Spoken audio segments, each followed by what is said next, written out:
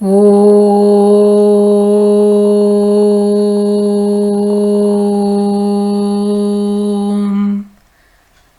Sairam. Hara Hara Shankara, Jaya Jaya Shankara. Episode 5. Shri Mahaswami-The Sage with Eyes of Light. The Diary of a Seeker of Truth. Dr.Serge Demetrian. Dear devotees, now we shall continue to listen to the prologue. The young man cast a furtive look towards the garden, but quickly turned his head away as he felt an ungovernable attraction. I have succeeded. Finally, he thought to himself, everything has come to an end. There will not be any return to suffering. Indeed, how easy it would have been to attain his aim at that very moment. And my friends, he looked towards them, hands stretched out. They were imploring him not to disappear and to tell them something, if only a small portion of what he had seen. He thought, an immense feast stands ready for me, while the others left behind would be satisfied with some crumbs. Have I the right to deprive those who have helped me? Cautiously, so as not to fall on either side of the pinnacle, he slipped in a recess on the top of the wall, where he propped himself up by sitting 3/4 turned towards his friends. With his hands like a funnel, he started describing what he saw.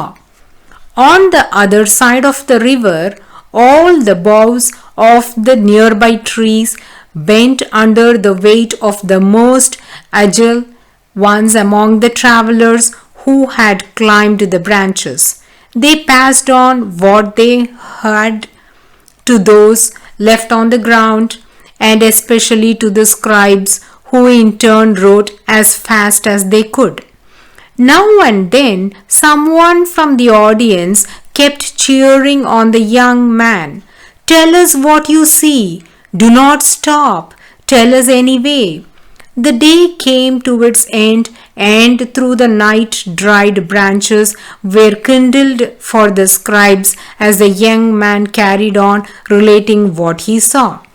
He was not in need of fire.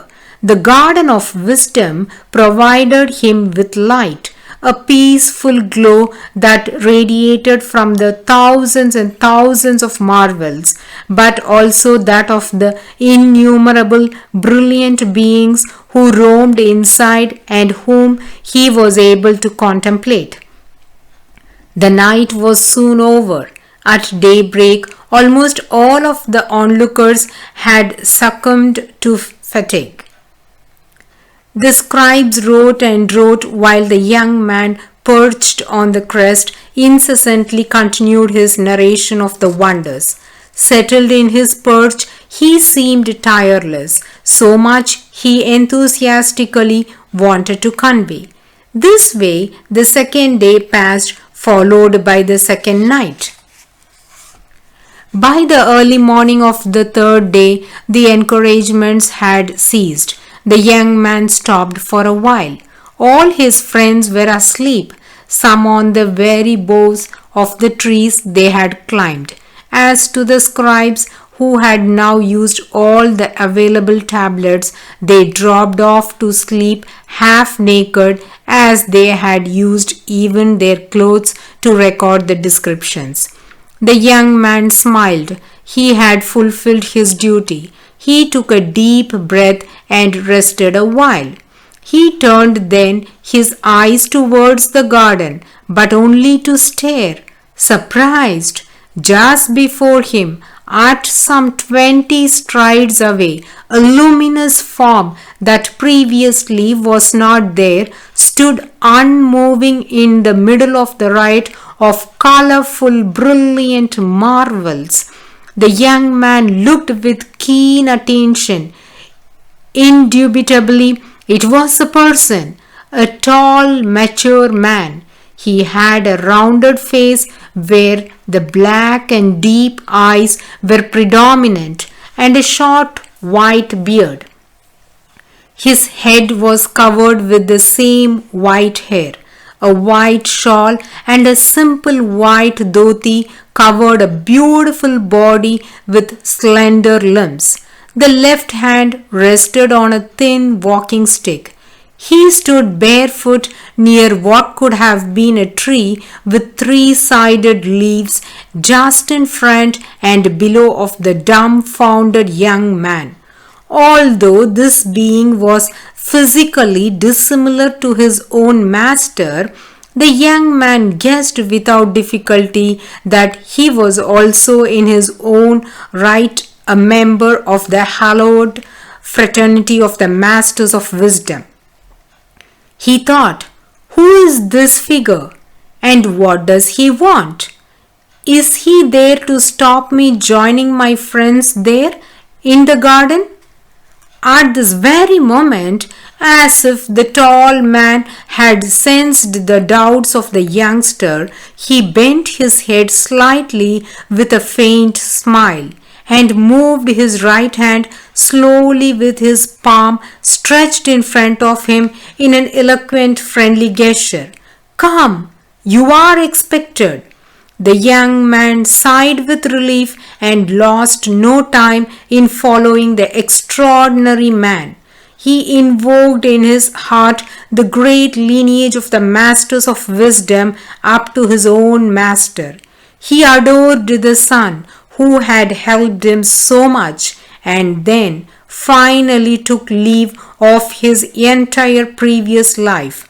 He bowed forward with ease and simply dived as into the waters of a welcoming lake towards the garden of wisdom. Many years have passed since that event, and numerous tablets were lost. The content of some has nevertheless been preserved and handed down through the ages. The testimonies have helped a good many seekers of truth. Quite detailed reports dropped into the hands of a young man, hardly adolescent, living in our times in an East European country during the fourth decade of the last century of the previous millennium. Here begins my story. As the young man, myself in this case, learned that the garden of wisdom is still in existence and that it could be attained by traditional and safe methods in some countries, India especially, where experienced guides could be found. At the age of 17 years, this young man was about to embark for this far-off land. But destiny had decided otherwise, and he had to wait for more than a quarter of a century, from 1940 to 1967. In that period, he thoroughly studied in the medical laboratory the structure of the human being. He was also educated and got acquainted as much as it was possible, despite the restrictive communist regime, with the essentials of the European and Indian culture. His studies and his work prepared him for an objective and impartial view of life. Now, an adult, that former young person who never lost faith in his quest, sailed away for India in the year 1967. After some failed attempts, he finally met the one he thought to be a real master, his own master, the Paramacharya from Kanchipuram or Shri Mahaswami, and he followed the way of life that his master indicated for another quarter of a century, from 1968 to 1994. He kept a diary where he noted down on the same day his observations of that day, whenever he had experienced or observed something notable.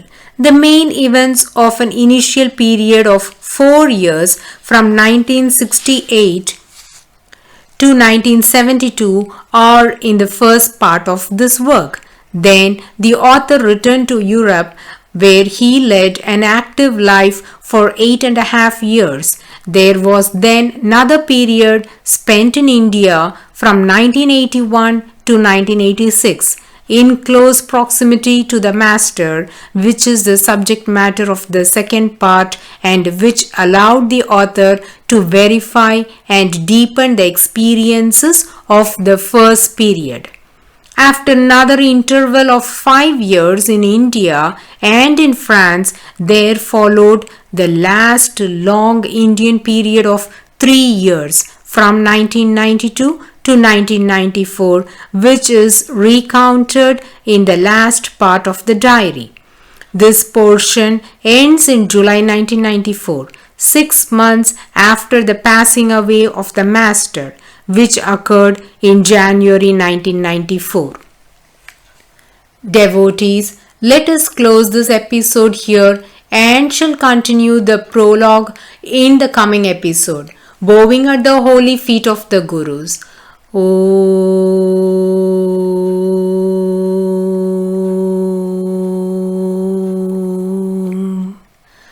Sairam. Hara Hara Shankara. Jaya Jaya Shankara.